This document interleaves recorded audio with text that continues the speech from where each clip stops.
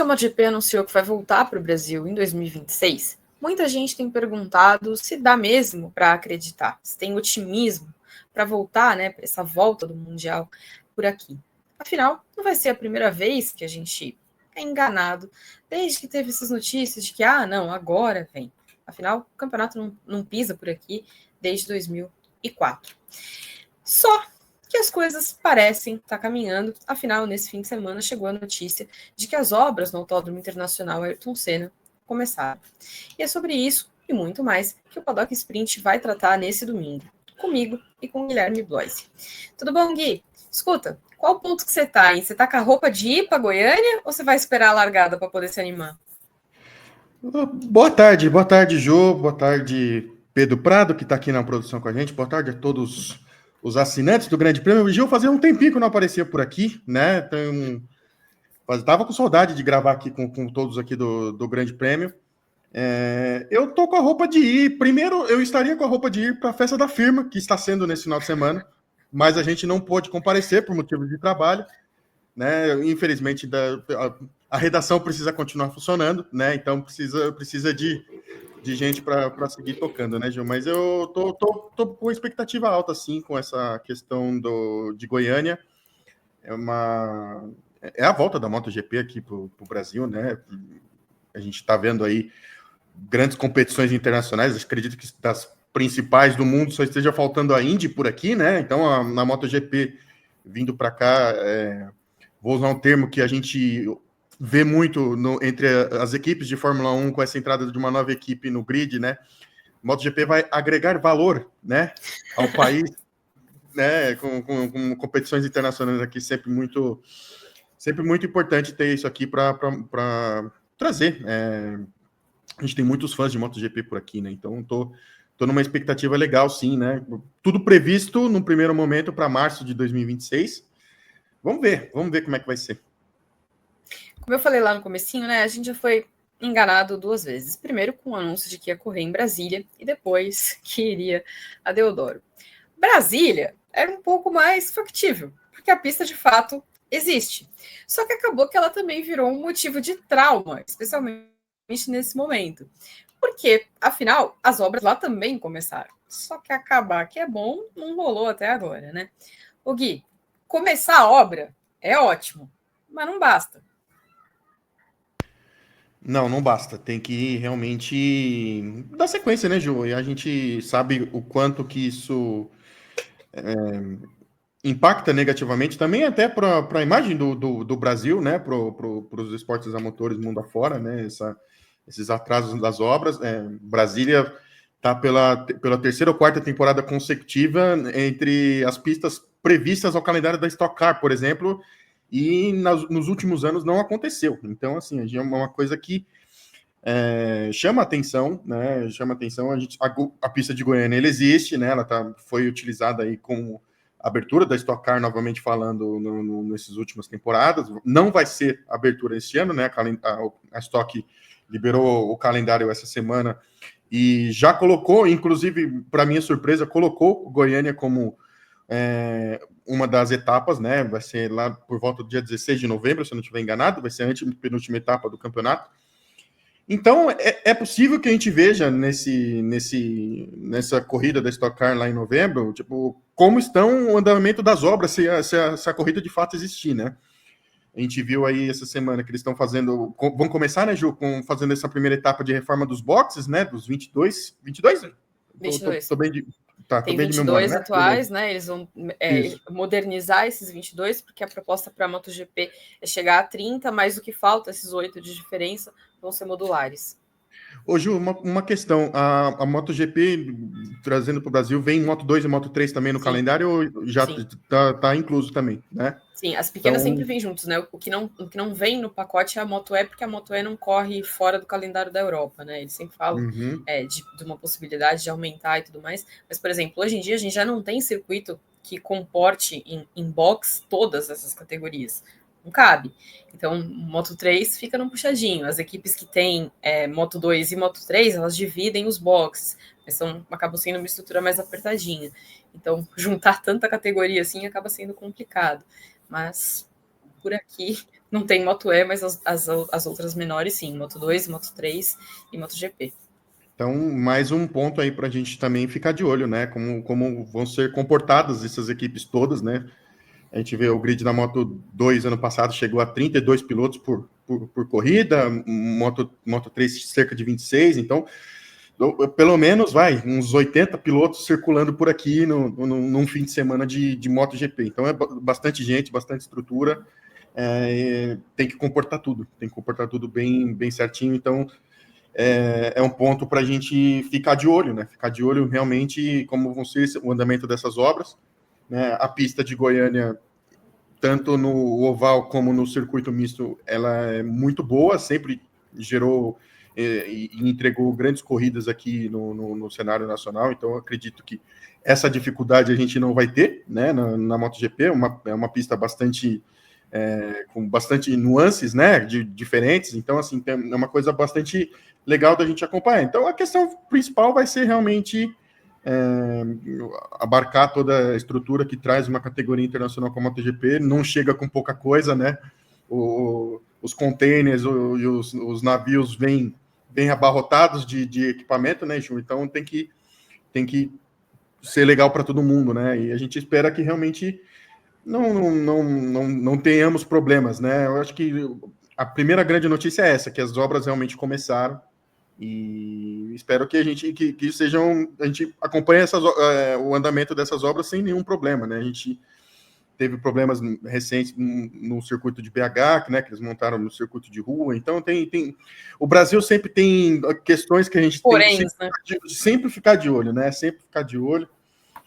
Mas tomara que realmente não aconteça nada disso e que tenhamos uma boa prova, né? E que estejamos lá também, né, Ju? Que estejamos lá na cobertura também, né? Já tô com a roupa de ir, malinha pronta. Brincadeira, não dá para deixar todo esse tempo aqui no caminho, né? Mas vamos lá. Exatamente. Você mencionou do calendário, a expectativa deles era efetivamente, né, fechar o autódromo nesse começo do ano e usar os primeiros 6 meses da temporada ali para fazer essas obras. Acho que eles queriam colocar de volta em funcionamento em torno de agosto.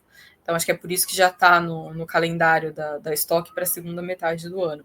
Vamos ver se eles conseguem, né? Porque vai ter que fazer asfalto, aí tem um tempo de cura e tudo mais. Então, vai ter que ter um cuidado extra ali, porque o asfalto vai ter que estar perfeito. Corrida de moto exige um nível de segurança maior, né? Então, acho que a FIM vai ser um pouquinho exigente, especialmente em se tratando de uma primeira corrida.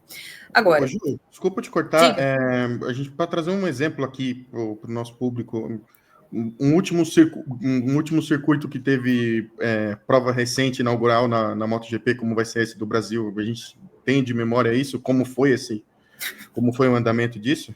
Foi a Índia. A Índia foi um caos, porque a Índia não tinha homologação, né? E a homologação, assim, não saiu tão cedo. Só que, assim, na Índia deu tudo errado, porque na Índia eles não tinham nem visto para ir para a Índia. A galera, os pilotos, ninguém. Eu lembro que na Honda, parece que a Honda inteira tinha 5 pessoas com visto. Olha só. Então, tipo, não dava para ir. Eles tiveram que refazer os procedimentos todos de pedido de visto, de entrada no país na semana da corrida. Foi um verdadeiro caos. Mas eles estavam meio que tranquilos, porque assim, não, a homologação pode sair na semana. Eles já tinham visto, já tinham ido lá, estavam meio que tranquilos de que isso não seria um problema. Mas acho que a gente já teve uma primeira visita da FIM. Existe uma proximidade entre a FIM Latinoamérica com o pessoal do Brasil. O campeonato que corre bastante em Goiânia é a R3. E a R3 tem, né, ela é um campeonato sul-americano, então tem esse braço com a FIM latino-americana, então de repente pode ser um caminho ali também de dar uma força nesse processo, de ajudar no encaminhamento. Então acho que a homologação em si, se eles fizerem as obras como vai ser apontado pela FIM, né, os caras estão aqui, os caras estão trabalhando, os caras estão apontando. Primeiro que a gente parte do princípio de que se você vai fazer uma obra e você já está consultando a entidade certa, você já está certo. Porque normalmente o que a gente vê é assim, vou receber a MotoGP, deixa eu ir aqui consultar a CBA, o que ela quer que eu faça. Não é assim que funciona, né? A entidade de carro não sabe nada do que você precisa de segurança para moto. Então, você está consultando a entidade certa, já é um primeiro passo positivo. Então, acho que já ter os caras aqui, e eles já tinham feito uma vistoria muitos anos atrás, né? Então, já tinham uma sinalização do que precisava ser feito, de onde precisava ser mexido. E a MotoGP também já correu aqui, né? Então, eles também já conheciam esse circuito, já tinham uma experiência prévia, é mais acertar esses detalhes, principalmente de área de escape, né? Porque é o que mais precisa para ter uma pista segura. Agora, diferente das outras vezes, tem algumas coisas que servem de indício positivo para a gente acreditar que dessa vez vai acontecer. Primeiro que a gente está falando de um promotor que é reconhecido porque é o mesmo promotor que organiza o Grande Prêmio de Fórmula 1 em São Paulo. Mas eu acho que talvez o que seja mais importante nesse aspecto é o fato de que existe vontade política. Gui, governador de Goiás, Ronaldo Caiado, é pré-candidato à presidência da República. E a MotoGP entraria como uma vitrine eleitoral. E não tem ninguém escondendo isso, né? Ele falou claramente no evento de anúncio da MotoGP que seria um dos últimos eventos dele antes de sair para a campanha, e que aí no ano seguinte seria um dos primeiros eventos dele como presidente, né? Obviamente se ele ganhar, mas ele já falou nessa condição. Seria meio ruim para alguém que está se candidatando a um cargo público você anunciar um evento desse porte com pompa e circunstância e depois dar errado porque você não cumpriu a sua parte. Então, a parte do governo, eu imagino que vai ser entregue. É isso, eu estou de acordo, né? Eu acho que você pode falar melhor do que eu, porque você estava presente no evento, né? De lançamento da candidatura do Brasil, né? Para fazer parte do calendário. A gente teve, por outro lado, um braço sul-americano que também não foi muito legal no passado, né? A corrida da Argentina, né? Também que tiveram diversos problemas, mas a gente espera realmente que isso não aconteça, né, Ju? Que realmente tenhamos condições de entregar uma boa corrida, de fazer uma etapa com bastante segurança e tal, sem muitas crises, né? E eu acho que tá dentro do jogo, né? Esse contexto político ele realmente faz parte do jogo de tudo, né? Não só para Goiânia, mas para São Paulo, para o Rio de Janeiro, ou para qualquer outro estado brasileiro. Faz parte, né? Porque existe uma. A gente não pode esquecer, é o que a gente sempre vê com a Fórmula 1, por exemplo. Houve um tempo que queriam privatizar Interlagos, com a desculpa de que Interlagos não dá lucro, o que sempre foi uma mentira. Porque eu me lembro de muitos e muitos anos atrás ter feito matéria com gente de hotelaria, desse tipo de coisa, e eles falam, não, pelo amor de Deus, a Fórmula 1 é super importante pra gente, porque era o único fim de semana do ano em que a gente lota o hotel em São Paulo, porque existe uma movimentação que vai além do que está acontecendo dentro da pista. Então, para a cidade, isso é importante. Foi feito um estudo em Goiânia, né, para saber o impacto que uma corrida de MotoGP teria na indústria em si, de hotelaria, de comércio, de quantas pessoas viriam para a cidade, de quantas pessoas iam se hospedar, iam comer, iam comprar coisa, iam conhecer a cidade, a exposição que a cidade ia ter para o exterior, né? As etapas da MotoGP, elas costumam mostrar um clipe da cidade. Então você vai se mostrar para o mundo. É a mesma coisa que acontece com o Dakar, por exemplo. O Dakar, eu não sei você, Gui, mas eu tô doida para ir para o Salar de Uyuni desde o Dakar. Porque as imagens do Salar, acho que é aquela coisa que você fala assim, caraca, esse lugar existe, eu quero ir para lá. Então, é a maneira como eles se vendem, né? E acho que essa é uma oportunidade que as corridas também trazem para os lugares. Então, acho que isso também é um contexto que é político, é você saber vender a sua cidade, você saber vender aquilo que você tem de melhor.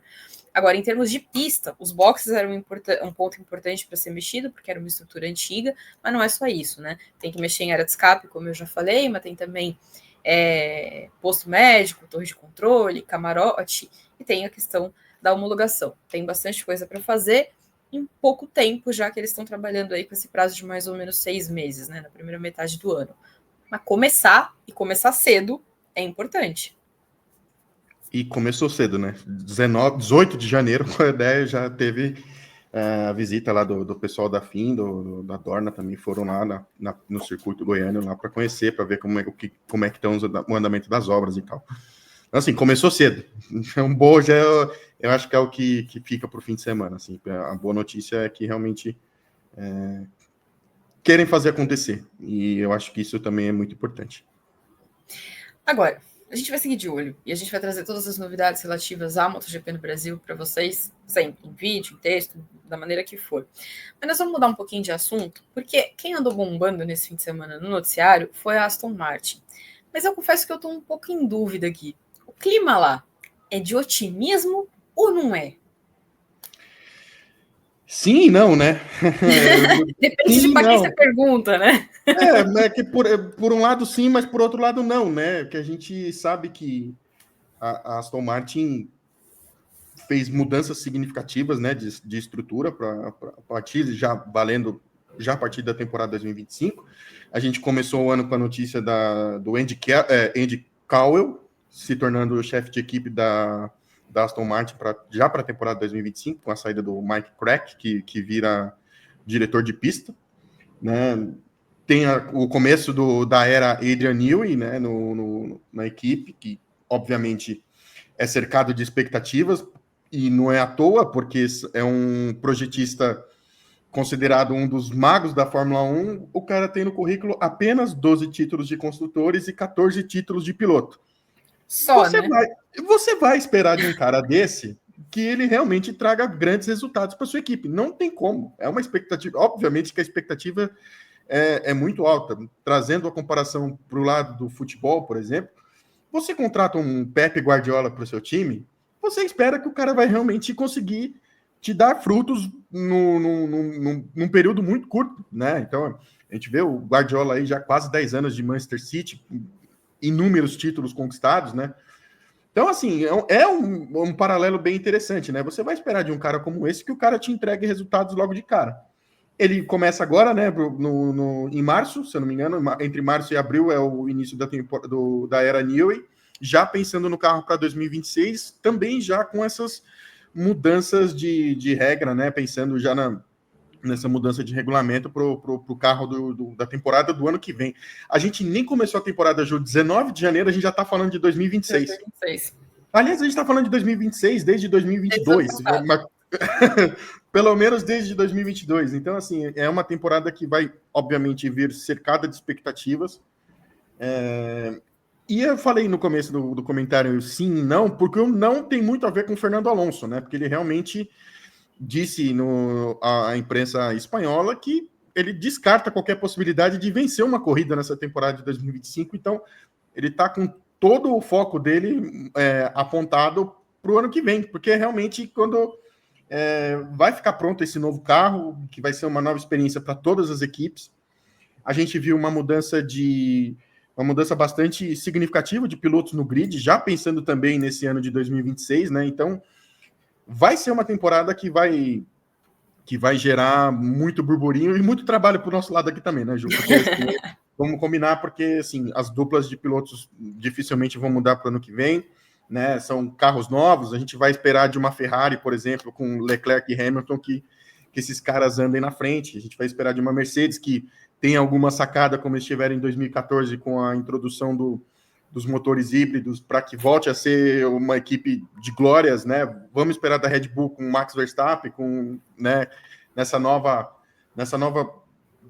caminhada sem o Adrian Newey, né? Então, assim, obviamente que vai ser um campeonato cercado de expectativas, e a Aston Martin não é diferente, até porque o investimento aconteceu, né? Eles botaram realmente muita grana nesse projeto. Só que a minha questão principal, e eu não sei a sua, Ju, a minha questão principal, assim, eles têm um projetista espetacular, um piloto muito experiente e que mostra a cada dia que segue com gana de pilotagem. Não sei se você viu as fotos do Alonso treinando nas redes sociais. O camarada tá com um pescoço desse tamanho. Então, tipo assim, tá muito bem treinado, assim, sabe? Tipo, o cara tá no auge da forma física. Só que só tem um piloto, né? Aí é que é um ponto principal. E acho que para você conquistar um título de construtores, a gente viu na temporada anterior, agora de 2024, como um segundo piloto fez falta para a Red Bull, né? Para que não conseguisse manter a sua hegemonia de títulos, né? Então, assim, o segundo piloto é importante. E o segundo piloto da Aston Martin não é nada confiável, né? Então, assim, esse aqui, para mim, é o grande ponto de interrogação, e eu acho que pro Alonso também. Ele, obviamente, não vai dizer isso em público, mas eu acredito que isso também faz parte desse debate e dessas falas dele nesse período de férias, de que realmente não espera muita coisa da Aston Martin para esse ano. Assim. Então, é uma equipe que vem de 2/5 lugares consecutivos, né?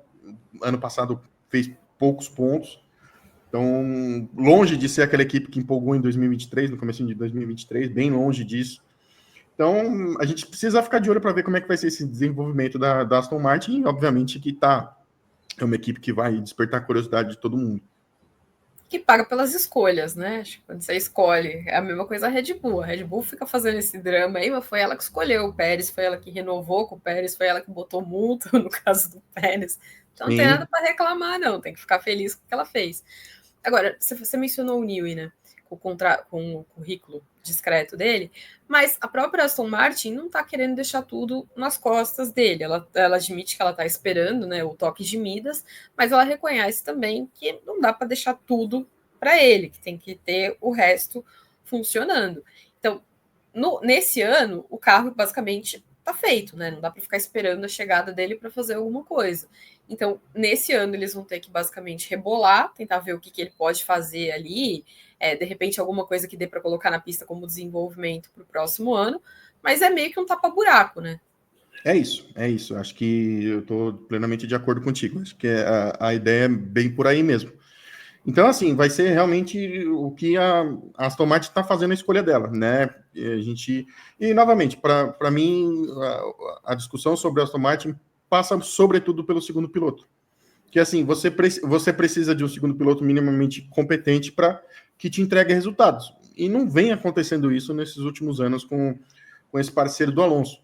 A ponto de, a gente já falou isso em programas anteriores, que chegou-se a falar numa oferta de quase 7 bilhões de reais para o Max Verstappen fazer parte da equipe. Então, assim, eles estão pensando um pouco. Eu acho que já ligou esse sinal de alerta para eles também, que eles perceberam, sobretudo 2024, acho que foi o grande exemplo disso no campeonato como um todo, que não basta ter apenas um piloto e você ter uma puta estrutura, não basta. Tem que ter o conjunto inteiro funcionando. E o conjunto inteiro funcionando passa, sobretudo, por seus dois pilotos desenvolvendo bem suas atividades na pista.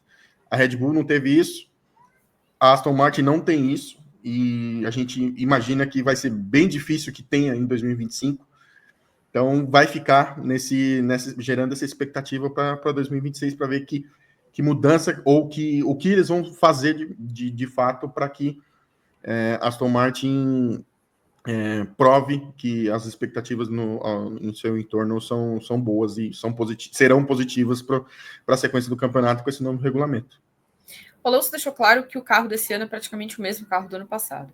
O que faz sentido, porque 2025 é um ano de transição e a Aston Martin contratou um cara super experiente para projetar um carro. Não está errado manter o mesmo carro nesse cenário, né? Não, muito pelo contrário, né? É o que dá para ser feito para esse momento, assim, né? A Ferrari está falando em um carro novo, a McLaren vem falando em um carro novo, também serão pautas aqui logo logo. São equipes que hoje têm orçamento para isso, né? Afinal, a gente está falando da campeã e da vice de construtores, então houve uma grande injeção de dinheiro nessas duas equipes que possibilita você criar um carro novo, com ideias novas, tal, já pensando, quem sabe, já podendo implementar algumas coisas que vão ser obrigatórias em 2026. Então, essas duas equipes têm margem para isso, a Aston Martin não tem. Então, eles têm que realmente deixar tudo para 2026, entregar tudo em 2026 e, como você falou, utilizar o Adrian Newey para o desenvolvimento ao longo da temporada. São 24 corridas ao longo do ano. Tem tempo para você desenvolver o carro. A gente não viu esse desenvolvimento da Aston Martin nesses últimos 2 anos. Né? A Aston Martin impactou muito em 2023, na primeira perna do campeonato, mas desde então não conseguiu chegar sequer perto do que a gente viu com 6 pódios do Alonso em 8 corridas. Então, obviamente que é um grande ponto de interrogação, né, nesse momento, uma equipe como essa. Mas, como eu falei, vai ser um time que vai saltar aos olhos de todos em 2026, pelo bem e pelo mal. Né? Se for legal ou se não for, a Aston Martin vai estar no olho do furacão. Agora, enquanto a Aston Martin não vai mudar nada, a McLaren, que teoricamente não precisava mudar tanto assim, está prometendo um carro que está longe de ser o mesmo de 2024. Eu tenho um pouco de medo disso aí, porque ela estava bem no ano passado, ela não precisava mudar tanto, precisava? A gente, como eu falei, né, é muito difícil de você entender a cabeça desses caras, né, realmente, o que eu acredito, obviamente, a gente está falando isso em 19 de janeiro, né, até chegar ao início da temporada vai algum tempinho aí, o que eu acredito que eles possam trazer de novidades são coisas que serão obrigatórias para o regulamento de 2026, mas que agora não são. Então, eu acho que talvez seja o momento de você fazer esses testes, né? A gente sabe que a McLaren, por exemplo, é uma equipe que ficou no olho do furacão também num determinado momento do campeonato, por conta daquele problema do mini DRS, né, que foi proibido pela FIA a partir do GP do Azerbaijão, né? A gente viu que foi uma novidade que a equipe trouxe, que obviamente deu muito certo, né? Trouxe grandes resultados para a equipe. E campeonato de corrida, Ju, a gente sabe que é aquela eterna busca por você buscar o pormenor do regulamento, né? Você buscar as brechas no regulamento. Eu acho que a McLaren vai buscar isso aí, né, nesse primeiro momento. Tentar encontrar algum pormenor ali que possa ser utilizado, que não esteja tão nas entrelinhas assim, para, quem sabe, trazer de novidade. O que eu acredito que McLaren e Ferrari vão fazer nesse primeiro momento é trazer o que será obrigatório ano que vem já para testes agora, né? Então, assim, 24 corridas você tem tempo para você testar, tem pistas que você consegue abrir mão de um resultado para depois colher lá na frente. A gente viu uma Red Bull, se eu não me engano, de 2022 para 2023, com um carro totalmente novo, depois de um ano de passeio, ou de 23 para 24, acredito que tenha sido isso, que passeou no ano anterior e trouxe um carro totalmente remodelado para o ano seguinte e deu uma claudicada. Eu acho que vai ser isso aí também. Eu acho que a McLaren vai passar por isso também. E vai ser a grande menina dos olhos aí do campeonato. Vai todo mundo querer derrubar a McLaren de alguma maneira. Então eles têm que se armar disso também, né? A Ferrari brigou pelo título de construtores até a última corrida e, por sua vez, está falando em pequenos passos para poder avançar. Mais uma coisa de evoluir aquilo que estava dando certo, né? São táticas bem diferentes entre as equipes para um regulamento que segue igual e para um ano que é um ano para passar a página. Mas a Ferrari tem um diferencial em relação à McLaren que está no cockpit do carro, né? Todo mundo vai querer ver o Lewis Hamilton correndo pela Ferrari, o que ele vai poder entregar para a equipe em 2025, né? E a gente vai ter essa oportunidade de ver, né? O CEO da Ferrari falou que gostou muito elogiou essa postura do Hamilton de querer mudar, né? Mudar essa questão, até falando uma questão de mudar de cultura anglo-saxônica para uma cultura latina, né? Uma coisa mais fervorosa, passional. E o Hamilton é muito disso mesmo, assim. Acho que ele sempre ficou um pouco à margem dessa questão cultural, digamos assim, do britânico. Então, a Ferrari, diferentemente da McLaren, não mudou seu principal piloto, né? Então, trouxe um piloto de peso, de renome, 7 vezes campeão mundial, que vai querer bater o recorde do Schumacher de títulos, né? O Schumacher conquistou 5 dos seus 7 na Ferrari, então tem um significado muito grande, né? Essa presença do Hamilton no grid, no cockpit da Ferrari, melhor dizendo. Então, acho que é por isso que tem essa diferença principal, assim, a diferença principal passa muito por isso. A expectativa em torno do Hamilton vai ser enorme, enorme, também, para o bem e para o mal, né? Tanto para ver dar certo, porque realmente a Ferrari tenha ganhos significativos na pista logo de início. Talento, acho que está mais do que claro que o Hamilton tem sobra, né? O Leclerc também é um piloto muito talentoso.